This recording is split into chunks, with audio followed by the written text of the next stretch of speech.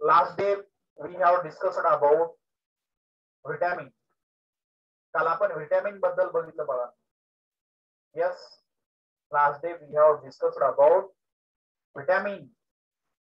Vitamin बद्दल आपण कालच्या लेक्चर मध्ये बघितलेलं आहे. आपले पॉइंट लिहून द्यायचे राहिले.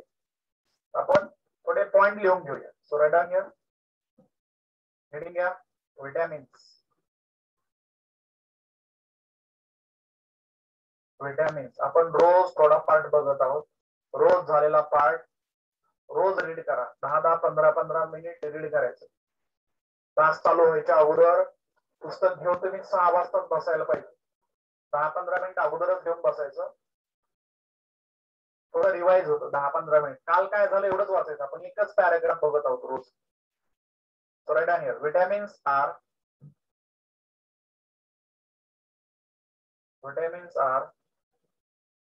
group of heterogeneous compound. Group of heterogeneous compound. Group of heterogeneous compound. Group of heterogeneous compounds of which heterogeneous compound of which each is essential. Each is essential. Each is essential for proper operation. For proper operation. For proper operation of various processes.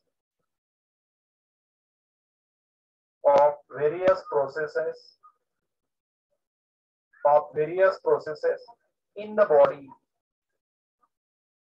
In the body. लक्षात धरा बाळांनो, आपल्या बॉडीमध्ये वेगवेगळ्या प्रक्रिया maintain करायचं काम vitamins करतात. केस पांढरे न होऊ देणे, केस न गळती होणे, तांदळेपणा, तोंडातलं नाही येऊ देणे, असे छोटे छोटे जे काम असतात ते आपलं विटॅमिन्स करत असतं. कोण करत असतं आपल्या बॉडी मधलं? Vitamins. There are main 6 type of vitamins. There are main 6 types of vitamins. 6 type of vitamins. 6 प्रकारचे विटॅमिन्स आहेत. कोण कोण? ए,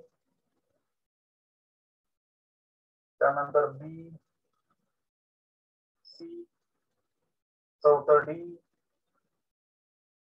पाचवं ई आणि 6वं के. असे 6 विटॅमिन्स आहेत. A B C D E K. त्यापैकी लक्षात धरा बाळांनो, fat soluble vitamins. Fat soluble म्हणजे काही विटॅमिन्स हे फॅट मध्ये विरघळतात. कोण कोण आहेत ते? ए, डी, ई अँड के. हे फॅट मध्ये मिक्स होतात बाळा. काही वॉटर मध्ये सोल्युबल असतात. सोल्युबल म्हणजे विरघळणे. जसे साखर आपण पाण्यात टाकतो. साखर water soluble. Sugar is water soluble. So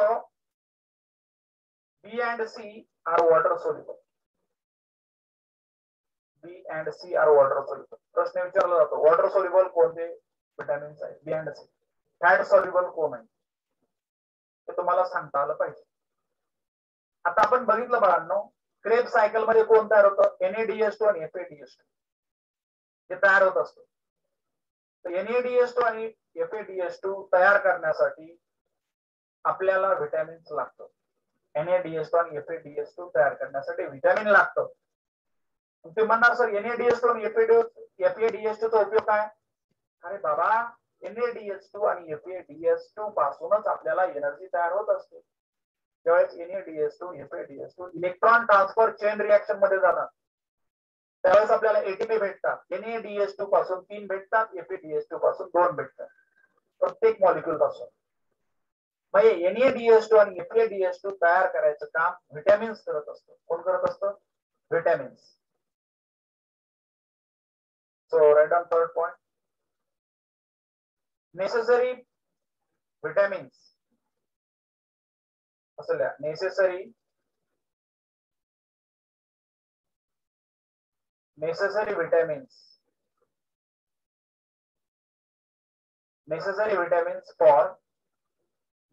vitamins for FADH2 production FADH2 production FADH2 production FADH2 तयार करायला कोण लागतं लक्षात धरा बाळांनो व्हिटॅमिन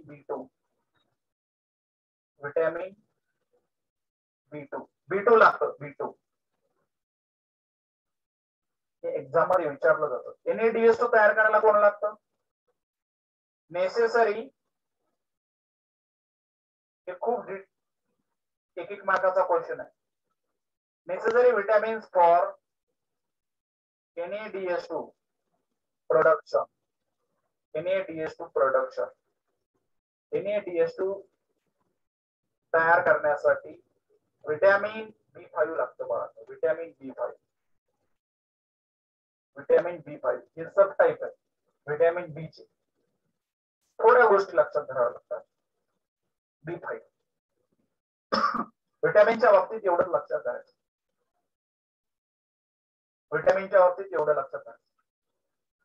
आता याच्यानंतर आपण बघणार आहोत बाळांनो विटॅमिन्स बद्दल आपण एवढं बघितलं 6 प्रकारचे असतात त्याच्यामधले काही फॅट सोल्युबल आहेत काही वॉटर सोल्युबल आहेत हे FADH2 आणि NADH2 तयार करण्यासाठी सुद्धा मदत करतात हे FADH2 NADH2 चं काय काम असतं बाळांनो यापासूनच ATP तयार होते बाळांनो लक्षात धरा यांचं काम काय असतं production of ATP energy molecule म्हणजे एनर्जी तयार करण्यामध्ये FADH2 आणि NADH2 लागतं आणि यांना तयार करण्यासाठी B2 आणि B5 लागतं म्हणजे इनडायरेक्टली एनर्जी प्रोडक्शन साठी सुद्धा विटॅमिन मदत करत असतं इनडायरेक्टली म्हणजे प्रत्यक्ष नाही पण अप्रत्यक्षपणे मदत करत असतो ओके पुढे घ्या आता वॉटर जसं आपण विटॅमिन्स बघितलं तसं आपण वॉटर बद्दल बघूया आपल्याला पाण्याचं महत्व कळत नाही वॉटर पाणी it is also one of the very important nutrients हे सुद्धा आपल्या शरीरामध्ये खूप महत्वाचं न्यूट्रिएंट्स आहे कसं 2 मिनिट आपण इथे बघूया हा पॅराग्राफ वाचूया आपण सगळ्यांनी बुक ओपन करा हा पॅराग्राफ थोडा रीड करू There is about 65 to 70% water in our body. आपल्या बॉडीमध्ये 65 ते 70% पाणी असतं 65 ते 70% पाणी म्हणजे कसं आता फॉर एक्झाम्पल एखाद्याचं वजन 100 किलो आहे समजा त्याच्या बॉडीमध्ये जवळपास 70 किलो पाणी आहे पण लक्षात धरा म्हणजे आपली बॉडी पूर्ण वॉटर पासून बनलेली आहे असं म्हणायला हरकत नाही पूर्णपणे 70% कधी बाळांनो each cell contains 70% water weight by weight म्हणजे आपल्या सेलच्या सुद्धा 70% पाणीच आहे आपली बॉडी कोणापासून तयार झालेली सेल पासून नंबर ऑफ सेल एकमेकाला एकत्र आले टिश्यू तयार झाले परत ऑर्गन तयार झाले ऑर्गन सिस्टीम तयार झाली आणि मग आपली बॉडी तयार झाली म्हणजे आपल्या बॉडीचा बिल्डिंग ब्लॉक सेल आहे जसं घराचा बिल्डिंग ब्लॉक वीट असते विटापासून आपलं घर तयार होतं एकावर एक ठेवून तसं आपलं सेल पासून तयार होतं ती छोटीशी सेल असते बघा त्या सेलच्या 70% जवळपास पाणी असतं blood plasma also contain 90% of water आपल्या रक्तामध्ये सुद्धा 90% पाणी आहे function of cells and thereby whole body disturbs when if there is a little loss of water from the body आपल्या बॉडी मधून बाळांनो जर पाण्याचं प्रमाण कमी झालं तर सेलचं फंक्शन बिघडतं सेलचं काम काय असतं एनर्जी तयार करणे वेट बाय वेट मीन्स काय वेट बाय वेट म्हणजे त्या सेलच्या वजनाच्या 70% असं म्हणायचं सेलच्या वजनाच्या 70% कळते ना तुम्हाला सेलच्या वजनाच्या 70% असा वर्ड असा शब्दशः अर्थ घेऊन नका सेलच्या वजनाच्या 70% पाणी असतं जर पाणी कमी पडलं एखाद्या वेळेस तहान लागली तुम्हाला पाणीच नाही भेटलं कसं होतं बघा बरं कोरडं व्हायला लागतं घसा, होतं का नाही कोरडा, आणि मग कस तरी ते व्हायला लागतं. म्हणजे त्यावेळेस काय होत असतं, ज्यावेळेस घसा कोरडा पडतो त्यावेळेस तुम्हाला सिग्नल भेटतं तुमच्या बॉडीला वॉटर कमी पडत आहे, ऑटोमॅटिक घसा कोरडा पडायला लागतो. त्याचा अर्थ काय बघा, तुमच्या बॉडीला वॉटर कमी पडत आहे, पाणी कमी पडायला लागलंय, आणि मग काय व्हायला लागतं, सेलचं जे फंक्शन असतं, सेल वेगवेगळ्या प्रकारचं फंक्शन करतं, त्यामध्ये सगळ्यात महत्वाचं फंक्शन असतं एनर्जी प्रोडक्शन. कारण एनर्जी शिवाय तर आपण काहीच करू शकत नाही. एनर्जी आपल्याला सगळ्या गोष्टीसाठी एनर्जी लागते. आपले डोळे झाकण्यासाठी, बंद करण्यासाठी, तुम्हाला बोलण्यासाठी, भांडण करण्यासाठी, व्यायाम करण्यासाठी, to perform each and every type of work we need energy, and that energy is produced in the cell. And if there is a deficiency of water in the cell, then cell are unable to produce energy. लक्षात आहे बाळांनो, म्हणजे सेलचं सगळं काम disturb होतं, energy तयार करत नाही. एनर्जी तयार नाही केली तर मग काय होतं, अशक्तपणा यायला लागतो, अशा गोष्टी व्हायला लागतात. देअर होल बॉडी डिस्टर्ब, आणि सगळी बॉडी डिस्टर्ब व्हायला. पाणी भेटलं नाही काय होतं, डोळे दुखायला लागतं, हर्ट दुखायला लागतं, डोकं दुखायला लागतं, सगळी बॉडी डिस्टर्ब होते. हात काम करत नाही, पाय काम करत नाही, सगळी बॉडी डिस्टर्ब होऊन जाते. Hence water is essential nutrient. त्यामुळे लक्षात धरा, वॉटर इज इसेन्शियल न्यूट्रिएंट. तुम्हाला क्वेश्चन विचारला होतो, why water is called essential nutrients. वॉटरला इसेन्शियल न्यूट्रिएंट्स का म्हटलं जातं, फॉर 3 मार्क क्वेश्चन. बघा का म्हटलं जातं, बाबा आपली बॉडी जवळपास पूर्ण वॉटर पासून बनलेली आहे. आपल्या बॉडीला वॉटर कमी पडलं तर सेलचं फंक्शन बिघडतं, आणि पर्यायानं आपल्या बॉडीचं सुद्धा फंक्शन बिघडतं. आपल्या बॉडीचं फंक्शन, आपली बॉडी व्यवस्थित कार्य करण्यासाठी वॉटरचं प्रमाण आपल्या बॉडीमध्ये मेंटेन असणं गरजेचं आहे. त्यामुळं वॉटरला इसेन्शियल न्यूट्रिएंट्स म्हटलं जातं. Are getting my point? So right on. चला आता बघितलेला पॅराग्राफ आपण लिहून घेऊया. पहिला point, there is 65 to 70%, 65 to 70% water in our body. 65 to 70% water is present. Water is present in our body.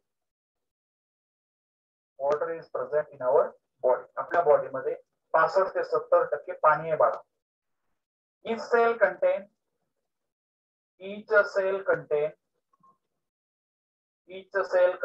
प्रत्येक सेल मध्ये 70% of water, 70% of water, 70% of water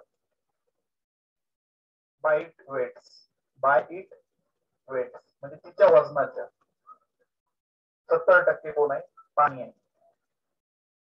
blood plasma also contain 90% of water. Blood plasma म्हणजे काय, आपल्या blood मध्ये liquid असतं.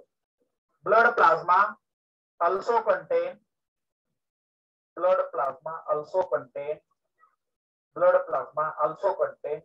90% of water. 90% पाणी असतं, 90% of water. सोबत लिहा. आणि जर पाणी कमी पडलं काय होतं सांगा, सेलचं फंक्शन बिघडतं, त्यामुळे बॉडीचं फंक्शन बिघडतं, आणि सगळी बॉडी डिस्टर्ब होऊन जाते पाणी कमी पडलं. Write down in 4 point. Function of cells and whole body disturbs. Function of cells and whole body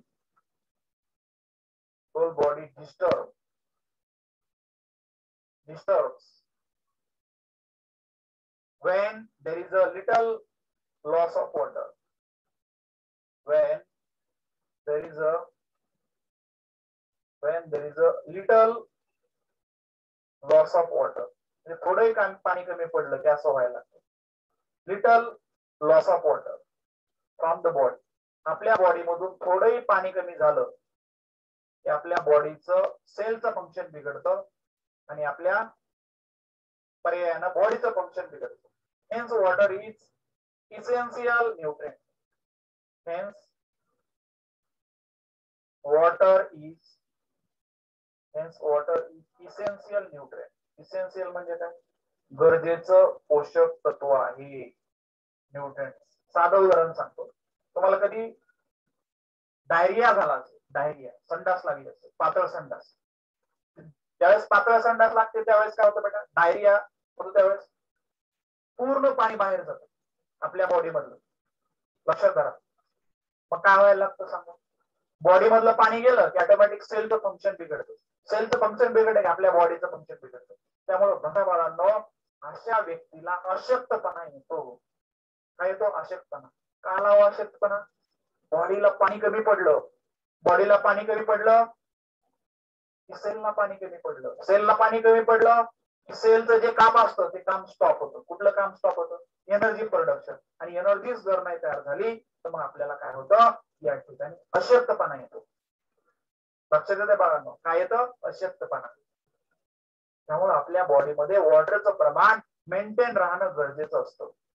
so water is called essential nutrients. कारण ज्यावेळेस वॉटर कमी पडायला लागतं, whenever there is a deficiency of water in our body, then cells are unable to function their work. Cell त्यांचं कार्य करू शकत नाही. and thereby the whole body disturbs. आणि आपली पूर्ण बॉडी डिस्टर्ब होऊन जाते. आपल्याला काहीच कळत नाही. त्यामुळे आपण काय म्हणत असतो, water is essential nutrients. Okay, सगळ्याला कळलं. आता पुढे बघा, याच्यानंतर आपण एक नोट बघणार आहोत. ती नोट सुद्धा तुम्हाला 3 मार्कासाठी विचारली जाते. सॉरी, 2 मार्कासाठी. वरचा क्वेश्चन 2, खालचा सुद्धा 2 मार्कासाठी क्वेश्चन. आता बघा बाळांनो, along with above mentioned nutrients. आतापर्यंत आपण जे न्यूट्रिएंट्स बघितले त्यामध्ये कार्बोहायड्रेट्स बघितलं, त्यामध्ये आपण प्रोटीन्स बघितलं, त्यामध्ये आपण फॅट्स बघितलं, त्यामध्ये आपण वॉटर बघितलं. याच्या व्यतिरिक्त along with all above mentioned nutrients, fibres are also essential nutrients. Fibres म्हणजे काय? आता काही जणांना कळत. फायबर म्हणजे काय? तंतुमय पदार्थ. लक्षात धरा, तंतुमय पदार्थ पालेभाज्यामध्ये असतं बघा. असं असतं का नाही? असं तंतुमय पदार्थ, शिरा असल्यासारखं, त्याला म्हणायचं तंतुमय पदार्थ. आता हे कुठं असतं? पालेभाज्यामध्ये आणि फळामध्ये असतं आणि धान्यामध्ये असतं. धान्य, पालेभाज्या, फळ यांच्यामध्ये तंतुमय पदार्थ असतात. हे सुद्धा एक महत्वाचं न्यूट्रिएंट्स आहे. मग तुम्ही म्हणणार का, कसं काय काम करतं ते न्यूट्रिएंट्स? न्यूट्रिएंट्स काय काम करतं? इथे बघा, आता काय काम करतं. ज्यांचं राहिलंय त्यांनी थोडं थांबा, मी ती पेज परत दाखवतो तुम्हाला. याला थोडं समजून घ्या. Nutrients, fibers is also one of the very important nutrients in our body because in fact we cannot digest the fiber. फायबरला आपण पचन करू शकत नाही. आपल्या बॉडीमध्ये फायबरचं डायजेशन होत नाही. जसं कार्बोहायड्रेटचं डायजेशन होतं, फॅटचं होतं, व्हिटॅमिनचं होतं, प्रोटीनचं होतं, तसं फायबरचं डायजेशन होत नाही. तरी सुद्धा याला आपल्या शरीरामधलं महत्वाचं पोषक तत्व म्हटलं जातं. इम्पॉर्टंट न्यूट्रिएंट्स असं म्हटलं जातं. कशामुळं? कारण बघा, they help in the digestion of other substances. They help in the digestion of other substances. They help in the digestion of other substances. म्हणजे स्वतः डायजेस्ट होत नाही, परंतु बाकीच्या पदार्थांना डायजेस्ट करण्यासाठी मदत करतो. स्वतः डायजेस्ट होत नाही पण दुसऱ्याला मदत करतो. आपल्या बॉडीला वेगळे पदार्थ डायजेस्ट होण्यासाठी मदत करतो. And egestion of undigested substance. आणि जे पदार्थ, ज्या पदार्थाचं आपल्या बॉडीमध्ये पचन झालेलं नाही, अनडायजेस्टेड सबस्टन्स असतात, त्यांचं इजेशन साठी मदत करतं. इजेशन म्हणजे शरीराबाहेर काढणे. जे पदार्थ आपल्या बॉडीमध्ये डायजेस्ट झालेले नाहीत, म्हणजे ज्यांचं आपल्या बॉडीमध्ये पचन झालेलं नाही, असे पदार्थ इजेशन म्हणजे शरीराच्या बाहेर काढणे. लक्षात धरा, शरीराच्या बाहेर काढणे, बाहेर काढणे. ते पदार्थ, ज्या पदार्थाचं डायजेशन झालं नाही त्याला बाहेर काढतो. त्यामुळे फायबर हे one of the essential nutrients, हे खूप महत्वाचं गरजेचं न्यूट्रिएंट्स आहे. आता मी 2च पॉइंट मध्ये सांगतो. फायबर हे खूप महत्वाचं न्यूट्रिएंट्स आहे. कारण स्वतः ते डायजेस्ट होत नाही, स्वतः ते डायजेस्ट होत नाही, तरी पण दुसऱ्या पदार्थांना डायजेस्ट करतं. स्वतः डायजेस्ट होत नाही, दुसऱ्या पदार्थांना डायजेस्ट करतं. पहिला पॉइंट. आणि दुसरा पॉइंट म्हणजे जे पदार्थ डायजेस्ट झालेले नाहीये, असे पदार्थ जे डायजेस्ट झालेले नाहीये बा, त्या पदार्थाला आपल्या शरीराच्या बाहेर काढण्यासाठी मदत करतो. म्हणजे स्वतः डायजेस्ट होत नाही पण दुसऱ्याला डायजेस्ट करतं. आणि जे डायजेस्ट झालेले पदार्थ नाही म्हणजे पचन झालेले जे पदार्थ नाही त्यांना शरीराच्या बाहेर हाकलून देतो. त्यामुळं लक्षात धरा फायबर एक महत्वाचं न्यूट्रिएंट्स आहे. आणि ते कुठून भेटतं आपल्याला? We obtain the fibres from leafy vegetable, पालेभाज्या, फ्रुट्स, फळं आणि सिरियल्स म्हणजे धान्य. आपल्याला ते फळापासून धान्यापासून या ठिकाणी भेटत असतं. Are you getting my point? Fibre काय असतं? तंतुमय पदार्थ. सोपी गोष्ट आहे बघा. फायबर म्हणजे तंतुमय पदार्थ असतात. बिचारे ते स्वतः डायजेस्ट होत नाही पण दुसऱ्याला डायजेस्ट करण्यामध्ये मदत करतात. एवढ्यावरच न थांबता जर आपल्या बॉडीमध्ये काही पदार्थ डायजेस्ट झालेले नसतील, काही पदार्थ जर डायजेस्ट झालेले नसतील तर डायजेस्ट झालेल्या नसलेल्या पदार्थाला बाहेर काढण्याचं सुद्धा ते काम करतात. त्यामुळे फायबर सुद्धा कोण आहे या ठिकाणी? One of the important nutrients आहे. Are you getting my point? आता कळालं का सगळ्याला? छान.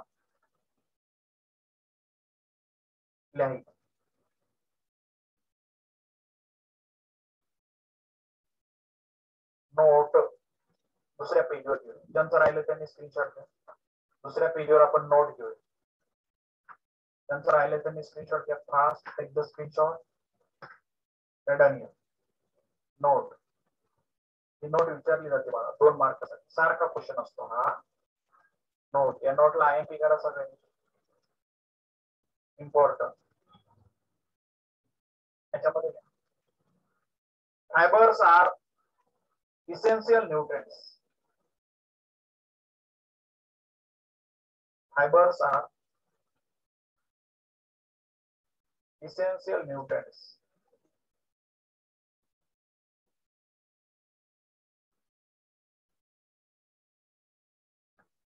because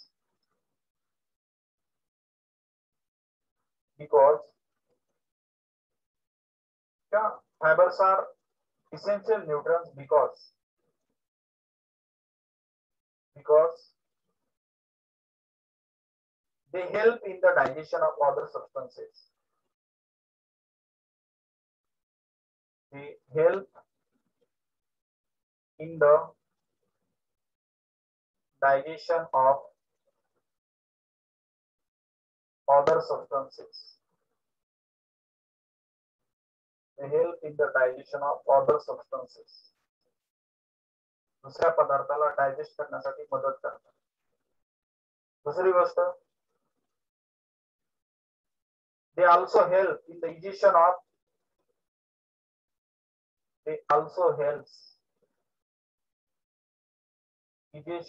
digestion म्हणजे बाहेर काढणे, उत्सर्जन, digestion of undigested substance. Undigested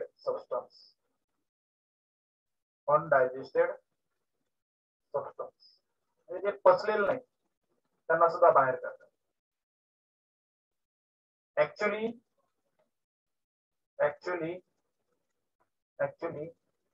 we cannot digest the fiber. आपल्या शरीरामध्ये बाळांना याचं पचन होत नसतं पण हे फायबर खूप गरजेचं असतं. पचन होतं का आपल्या शरीरामध्ये? नाही. आता फायबर कुठून भेटतं? We get fibres from. चौथा पॉइंट कुठून भेटतं बाळांनो? वी गेट फायबर्स फ्रॉम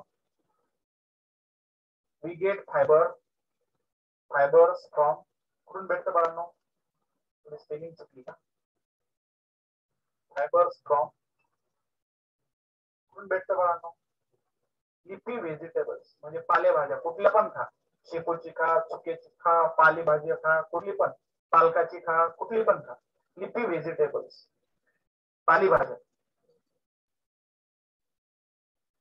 त्यानंतर लिफी व्हेजिटेबल फ्रुट्स फळं खा. अँड सिरियल्स म्हणजे धान्य, ज्वारी, बाजरी, भाकरी, गहू etc. यापासून आपल्याला फायबर भेटत असते. स्वतः मात्र पचन करत नाही पण दुसऱ्याला पचवतं. हा अनडायजेस्टेडच आहे. हे अनडायजेस्टेड आहे. हे बघा काय अनडायजेस्टेड, अनडायजेस्टेड UNDIGESTED.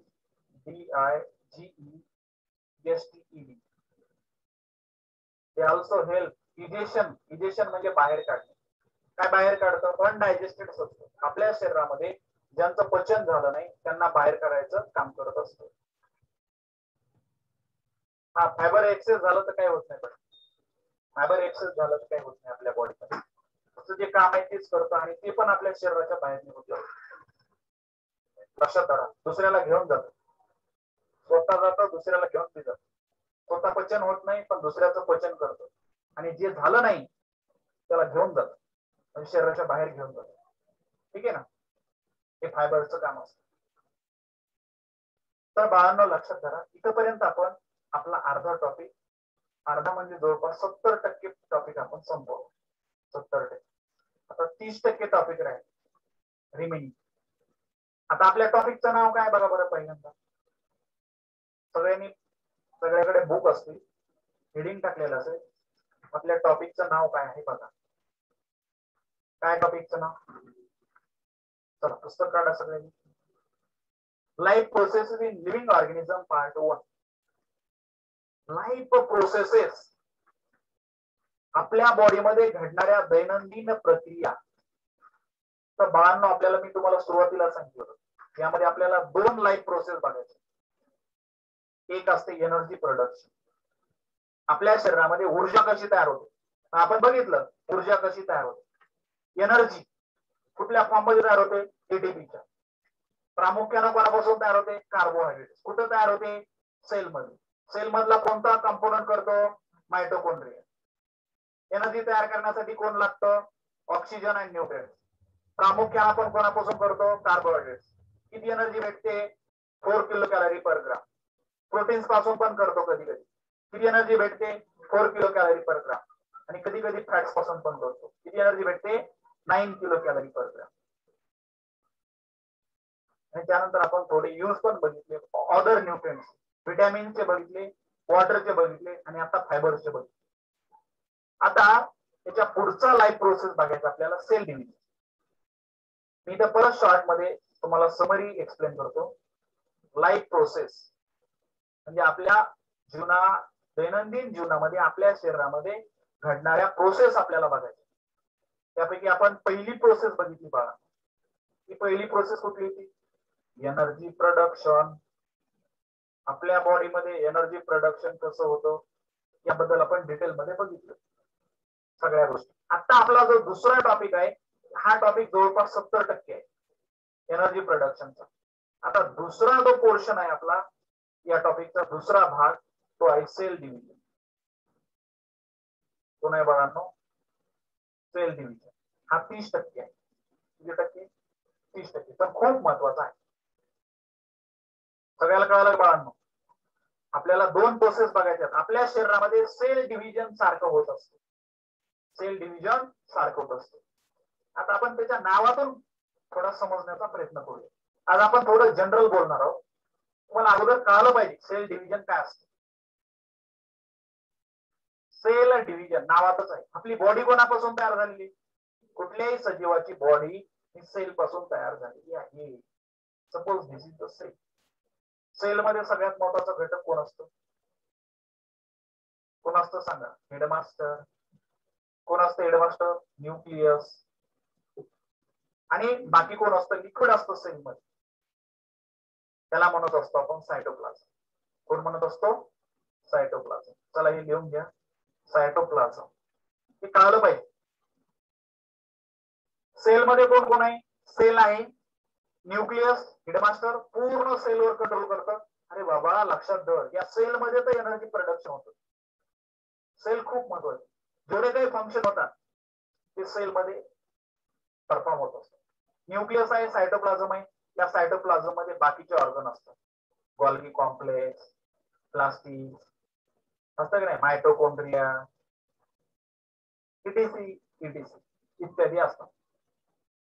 हे त्यांचं वेगवेगळं काम असतं. आपण 8वीला बघितलं होतं सेल अँड सेल ऑर्गनल्स मध्ये प्रत्येकाचं काम काय असतं. तर आपल्याला परत इथं रिपीट करायचं. We are going to discuss about cell division. बाळांनो आपल्याला सेलचं डिव्हिजन बघायचं आहे. काय बघायचंय? सेलचं डिव्हिजन. Cell division. Cell division. Division म्हणजे सेल डिव्हिजन म्हणजे सेलचे तुकडे होणे. सेलचे तुकडे होणे. आता काय होत असतं सेलचं तुकडं झाल्यावर? आता सपोज ही सेल आहे, त्याचे दोन भाग झाले. इकडे एक सेल गेली, इथलं न्यूक्लियस, इकडे एक सेल आली, इथे न्यूक्लियस. काय झालं बाळांनो? सेल डिव्हिजन झालं त्यावेळेस एका सेल पासून दोन सेल तयार झाले. एका सेल पासून काय तयार झाले? दोन सेल. परत इथं डिव्हिजन झालं, परत याचं डिव्हिजन झालं. डिव्हिजन झाल्यानंतर इथे एक सेल तयार झाली, इथे एक सेल तयार झाली. याचं ज्यावेळेस डिव्हिजन झालं त्यावेळेस इकडे एक सेल तयार झाली, इकडे एक सेल तयार झाली. पहिल्यांदा सेल किती होती? एक. आता सेल किती तयार झाल्या? 1 2 3 4. म्हणजे नंबर ऑफ सेल वाढल्या. नंबर ऑफ सेल वाढल्या म्हणजे काय झालं? कशासाठी सेल डिव्हिजन झालं? सेलचे तुकडे कशासाठी पडले? कशासाठी पडतात? तर त्याचं काही इम्पॉर्टन्स असतं, त्याचं काही सिग्निफिकन्स असतं. उगाच सेल डिव्हिजन होतं का? सेल डिव्हिजन उगाच होत नाही. आता साधं उदाहरण सांगतो. तुम्ही लहान असताना, लक्षात धरा, तुम्ही लहान असताना एवढेशे असतात. लहान बाळ एवढंच असतं का? त्यावेळेस ते 18 वर्षाचं होतं. हे केवढं होतं? 18 वर्षात झालं एवढं होतं. बरोबर नाही? 18 वर्षात झालं असं एवढं एवढं. त्याचं सगळंच वाढतं. हात वाढतात, पाय वाढतात, डोळे वाढतात, डोकं वाढतं, सगळेच ऑर्गन वाढतात, इन्क्रीज होतात. लक्षात धरा बाळांनो, हात वाढले याचा अर्थ काय झाला? पहिल्यांदा हात एवढूशेच होते म्हणजे इथं सेल कमी होत्या. हात वाढले याचा अर्थ काय झाला बाळांनो? सेलची संख्या वाढली. लक्षात धरा, सेलची संख्या वाढली. मग ही कशी वाढली सेलची संख्या? पहिले बोट एवढेच होते, बरोबर नाही? बोट लहानपणी जन्मल्यावर आता एवढाले झाले. काय झाले? सेल वाढल्या ना. मग या सेल कुठून वाढल्या? कशासाठी वाढल्या? तर लक्षात धरा बाळांनो, सेल कशासाठी वाढत असतात? आपल्या बॉडीची ग्रोथ करण्यासाठी. मग सेल डिव्हिजनचे काही सिग्निफिकन्स असतात, काही कारण असतात, त्यामुळे सेल डिव्हिजन होत असतं. आता कळलं का सगळ्याला सेल डिव्हिजन म्हणजे काय? सेल डिव्हिजन म्हणजे सेलचे तुकडे होणे. मग कशासाठी सेल डिव्हिजन होत असतं ते आपण बघूया. त्याच्या अगोदर सगळ्यांनी हेडिंग घ्या. रेडन घ्या. हेडिंग घ्या सगळ्यांनी बाळांनो. आपल्या टॉपिकचा लाईफ प्रोसेसचा दुसरा पार्ट आपण स्टार्ट करत आहोत. Cell division and essential life process. Cell division, cell division, cell division is an essential life process. An essential life process. Don't dot द्या, त्याच्या पुढे द्या. An essential life process. Essential म्हणजे गरजेची आहे. Essential life process. अंडरलाईन करा. कशामुळे sale division होत असतं? इथे लिहा मग. Significance of cell division. Right. Significance. Significance म्हणजे महत्व ऑफ सेल डिव्हिजन. सेल डिव्हिजनचं महत्व काय असतं? सेलचे तुकडे का पडतात? 3 मार्कासाठी प्रश्न. Write down the significance of cell division. Why cell division is called essential life process? हे आपल्या जीवनामधली खूप महत्वाची प्रक्रिया आहे असं का म्हटलं?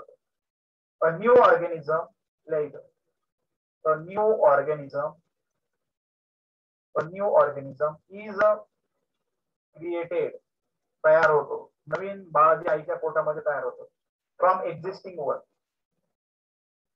From existing one. कशामुळे होत असतं? जे सजीव आहेत त्यांच्यापासून नवीन बाळ तयार होतं. ते सेल डिव्हिजन मुळे होतं. कसं तयार होतं ते बाळ? ते बाळ कसं तयार होतं? आपण सेल डिव्हिजन डिटेल मध्ये बघणार आहोत. थोडं थांबा, मी सुरुवात करत आहे फक्त. आपण सुरुवात करत आहोत. दुसरं, growth of organism. Growth of organism. Growth of organism. एखाद्या ग्रोथ ऑफ मल्टीसेल्युलर ऑर्गॅनिझम असं करू. हे कुत्र, मांजर, डुकर यांची ज्यावेळेस वाढ होत असते, कशामुळे होत असते? सेलचं डिव्हिजन होतं. सेलचं डिव्हिजन झालं की सेलची संख्या वाढते आणि ऑटोमॅटिक आपले हात, पाय, नाक, डोळे वाढायला लागतात. थर्ड खूप महत्वाचं, रिस्टोरेशन ऑफ injured